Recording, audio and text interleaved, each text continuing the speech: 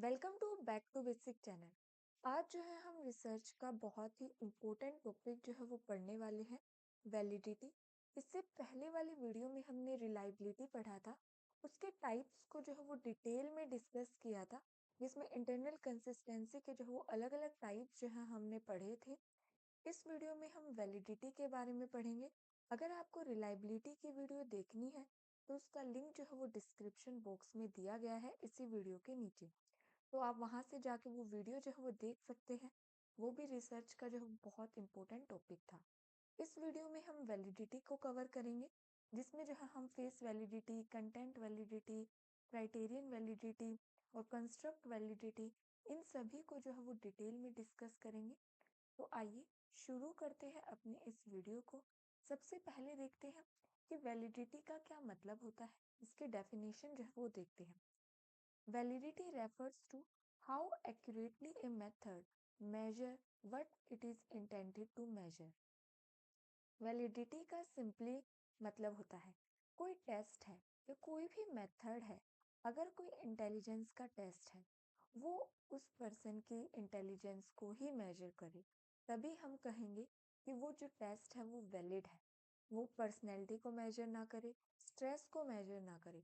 अगर कोई ये कह रहा है कि ये जो टेस्ट बनाया गया है ये इंटेलिजेंस का टेस्ट है, तो वो उस क्लाइंट के, वो उस पार्टिसिपेंट के जो है वो केवल उसके जो है वो इंटेलिजेंस को ही मेजर करे, किसी और एस्पेक्ट को मेजर ना करता हो।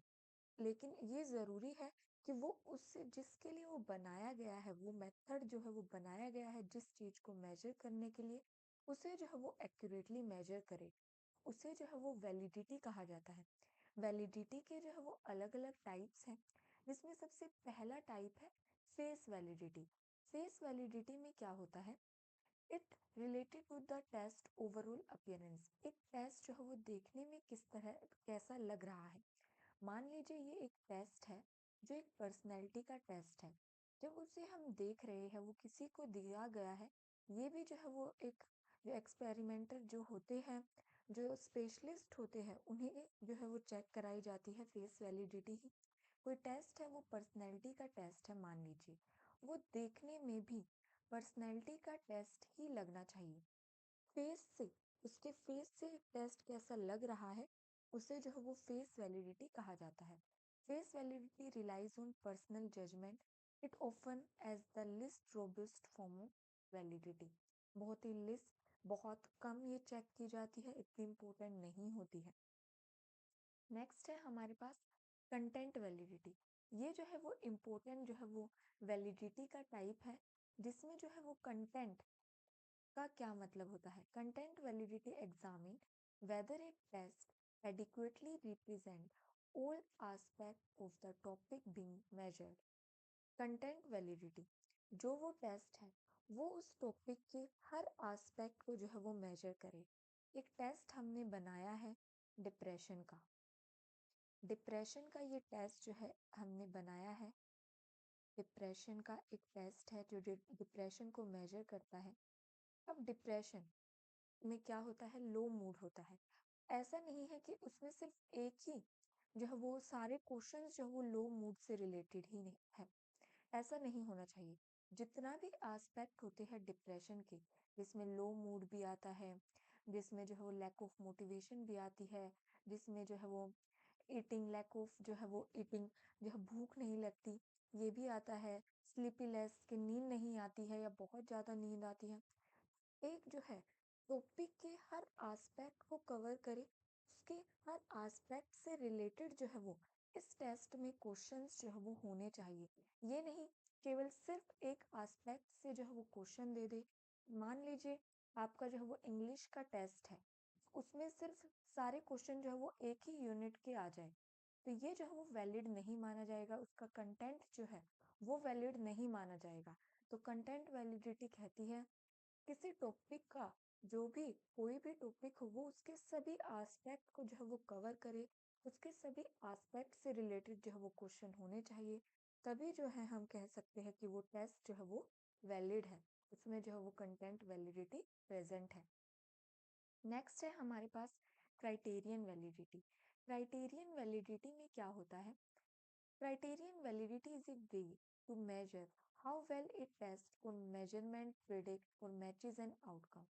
क्राइटेरिया क्राइटेरियन में क्या होता है कि एक टेस्ट है वो कितने अच्छे से प्रिडिक्ट कर रहा है किसी रिजल्ट को। इसके जो है वो बेसिकली दो टाइप्स होते हैं। उन्हें हम पढ़ते हैं कि कौन कौन से टाइप होते हैं। सबसे पहले है प्रिडिक्टिव वैलिडिटी, ये इसका एक टाइप है। और ये जो है वो कंकरेंट वैलिडिटी, इसका दूसरा टाइप है क्राइटेरियन वैलिडिटी का। इससे रिलेटेड ही क्वेश्चन आते हैं। सबसे पहले पढ़ते हैं प्रिडिक्टिव वैलिडिटी क्या होता है। मान लीजिए आपने जो है वो, जैसे कि आपके जो है स्कूल में कॉलेज में यूनिट टेस्ट होते थे, आपके जो है वो यूनिट टेस्ट होते थे स्कूल में कॉलेजेस में। और जो है वो आपके फिर उसके बाद जो है आपका फाइनल एग्जाम होता था। आप यूनिट टेस्ट कहे या जो है आप मॉक टेस्ट कहे, जब आप कोई कॉम्पिटिटिव एग्जाम की तैयारी करते हैं तो आप मॉक टेस्ट जो है वो देते हैं। इसमें क्या होता है, इसमें जितने आपके मार्क्स आएंगे, मान लीजिए इसमें जो है आपने यूनिट टेस्ट दिया, फुल जो है आपके सिलेबस का जो है वो टेस्ट था, उसमें से जो है वो 100 में से 90 जो है आपने स्कोर किया। आपका ये इंग्लिश का जो है वो टेस्ट था, इसमें जो है आपने 100 में से जो है वो 90 मार्क्स जो है वो स्कोर किए। इसके बाद जो है आपका जो फाइनल एग्जाम हुआ, इंग्लिश का ही जो है आपका जो फाइनल एग्जाम हुआ, आपने जो है आप उसमें फेल हो गए। तो इसका क्या मतलब हुआ कि ये जो वो टेस्ट बनाया गया था, इसकी प्रिडिक्टिव वैलिडिटी अच्छी नहीं थी, क्योंकि ये आपके फ्यूचर परफॉर्मेंस को जो है वो अच्छे से मेजर नहीं कर पा रहा था। तो ऐसा टेस्ट जो आपके फ्यूचर जो है वो फ्यूचर परफॉर्मेंस को मेजर करे, तभी जो है हम उस टेस्ट को जो है वो वैलिड कहेंगे। तो ये जो है वो ये जो यूनिट टेस्ट था वो हमारी प्रिडिक्टिव वैलिडिटी में आता है। ऐसा टेस्ट जो compare test score with future performance to determine how well a test can predict future outcome। एक जो टेस्ट है वो हमारे फ्यूचर आउटकम को कितने अच्छे से जो है वो प्रिडिक्ट कर पा रहा है, उसे जो है वो कहा जाता है, उसकी प्रिडिक्टिव वैलिडिटी कहा जाता है। ये टेस्ट कितने अच्छे से जो है वो मेजर कर रहा है किसी भी जो है वो हमारी फ्यूचर परफॉर्मेंस को, उसे जो है वो प्रिडिक्टिव वैलिडिटी कहा जाता है। नेक्स्ट है हमारे पास कंकरेंट वैलिडिटी। कंकरेंट वैलिडिटी को जो है वो यहाँ पे समझे। कंकरेंट वैलिडिटी में क्या होता है, कंकरेंट वैलिडिटी, इसमें क्या होता है, पहले इसका यहाँ देखें। when we are trying to meet when we are trying to meet certain criteria, that is done within a very short period of time। हमें जो है वो क्राइटेरिया जो है वो एक मीट अप करना है इसके अंदर। concurrent validity is the research method that compare a new test to an existing test to determine if the new test is valid या not। आप रिसर्चर हैं, आपको जो है वो आप एक रिसर्चर है, आपको जो है वो एक टेस्ट जो है वो अब बनाना है। आपको एक डिप्रेशन का जो है वो टेस्ट बनाना है। ये है आपके डिप्रेशन का टेस्ट, ये आपको बनाना है। आपको एक न्यू डिप्रेशन का टेस्ट जो है वो बनाना है।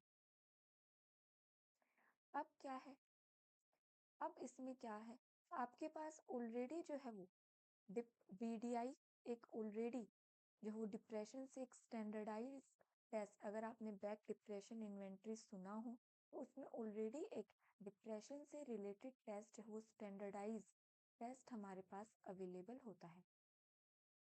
आप जो है ना पार्टिसिपेंट हैं, आपने अपना ये न्यू टेस्ट बनाया जो डिप्रेशन को जो है वो मेजर कर रहा है।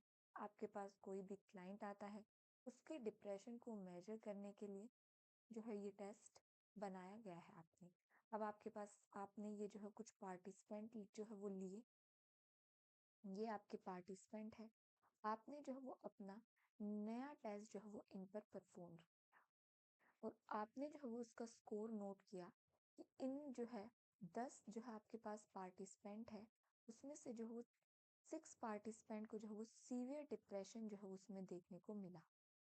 ये आपका नया जो है वो टेस्ट था, ये जो है वो न्यू आपके पास टेस्ट था जो आपने खुद का बनाया था। अब जो है ये आपके पास ऑलरेडी एक स्टैंडर्डाइज टेस्ट है, स्टैंडर्डाइज जो पहले से ही किसी रिसर्चर ने ऑलरेडी जो है जिसके नॉर्म्स बना दिए गए हैं, जो एक वैलिड टेस्ट है जो यूज किया जाता है अभी भी क्लिनिकल सेटिंग में।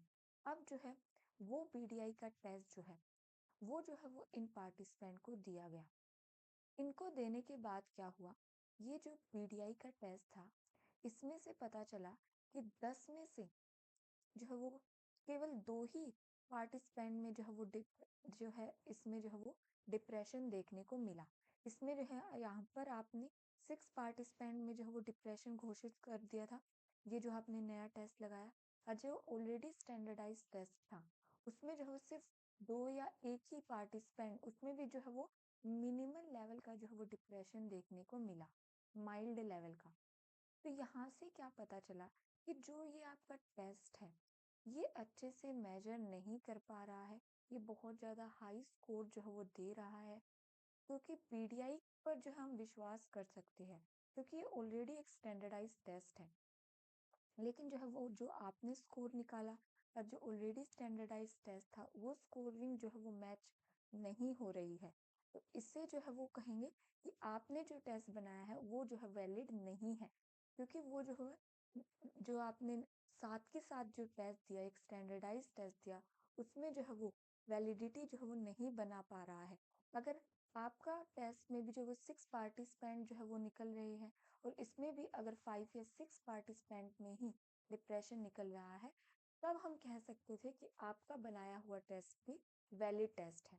तो कंकरेंट वैलिडिटी, इसी वैलिडिटी को कहा जाता है, जिसमें क्या होता है, concurrent validity is a research method that compare a new test. जब आप एक नए टेस्ट को कंपेयर करते हैं एक एग्जिस्टिंग टेस्ट से, ऑलरेडी एक स्टैंडर्डाइज टेस्ट से जब आप कंपेयर करते हैं, तो जब आप जो है वो वैलिडिटी जब आप बनाते हैं तो उसे जो वो कंकरेंट वैलिडिटी कहते हैं। और इसमें कोई टाइम गैप नहीं होता। लेकिन प्रिडिक्टिव वैलिडिटी में जो वो टाइम गैप होता था कि आपने पहले मॉक टेस्ट लगाए, फिर जब आपने फाइनल एग्जाम जो है यहाँ दिया था, तो ये जो है वो आपके प्रिडिक्टिव वैलिडिटी थी, जो फ्यूचर परफॉर्मेंस को जो वो मेजर करने के लिए जो वो यूज की जाती है। कंकरेंट वैलिडिटी यूज की जाती है जब आपको कोई नया टेस्ट जो है वो बनाना होता है। तो ये था हमारे पास क्राइटेरियन वैलिडिटी। आई होप आपको ये समझ में आया होगा। नेक्स्ट है हमारे पास कंस्ट्रक्ट वैलिडिटी। कंस्ट्रक्ट वैलिडिटी में भी जो है वो 2 टाइप्स होते हैं, जिसमें डाइवर्जेंट वैलिडिटी और डिस्क्रिमिनेंट वैलिडिटी आता है। एक जो है वो कन्वर्जेंट वैलिडिटी, ये जो है वो दोनों आती है। तो सबसे पहले देखते हैं कंस्ट्रक्ट वैलिडिटी। आपने वैलिडिटी की जो डेफिनेशन जो है वो पढ़ी हो, वो जो है वो कंस्ट्रक्ट वैलिडिटी की डेफिनेशन होती है। Construct validity is a measure of how well a test or measurement tool measure the concept it was designed to measure. Construct का मतलब होता है डिप्रेशन, एक कंस्ट्रक्ट है, स्ट्रेस एक कंस्ट्रक्ट है, इंटेलिजेंस एक कंस्ट्रक्ट है। इन्हें जो है वो जो हम मेजर करते हैं उसे जो है वो कंस्ट्रक्ट कहा जाता है।